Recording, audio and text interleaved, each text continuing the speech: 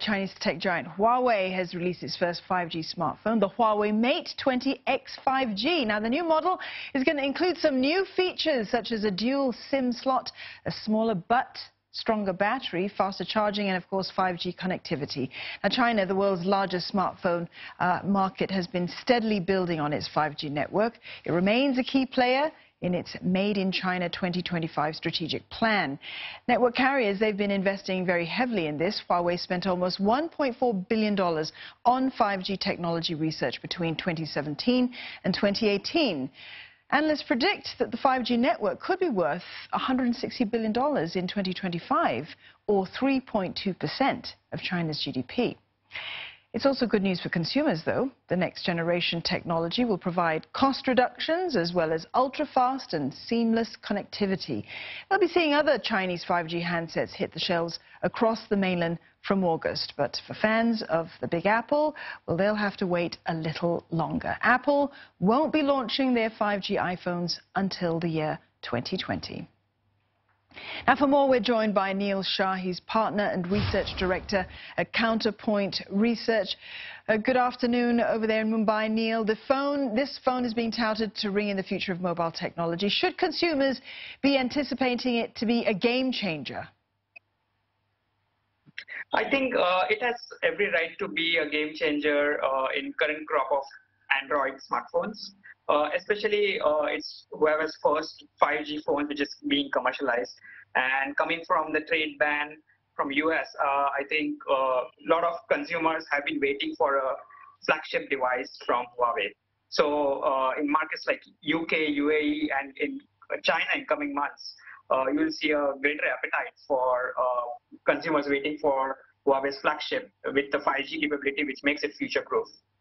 Neil, what about the availability of this phone? Because Huawei planned to roll out the Mate 20 across various markets, including the United Kingdom, the UAE. It's available on Amazon, Italy as well. What's the significance of this launch in its home market? So China, if you look at the China market over the last couple of years, the market has been slowing down. The smartphone sales have not been growing. It has been actually declining with single-digit growth, negative growth. So Chinese consumers have been waiting long for generational change. And we have seen that how the consumers bought in heaps when we moved from 3G to 4G. And similarly, Chinese consumers are waiting for the next big thing. And Huawei remains the leading Android player in the market, and even the #1 player in the market with more than 35% share. So consumers are looking forward to the best premium flagship phone they can get on their hands too.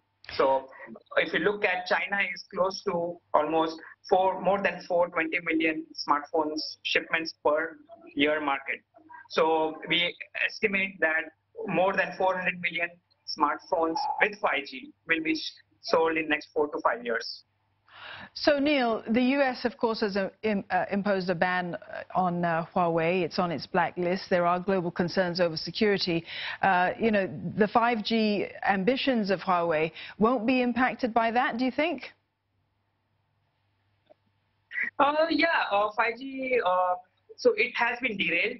But I would say if Google, Qualcomm, and other component players get their licenses, as the trade talks have been positive in Huawei's favor for the last few weeks, I would say that should alleviate some concerns for Huawei to have access to the core technology which goes into a smartphone, apart from its own solution which it builds in-house based on ARM chipsets.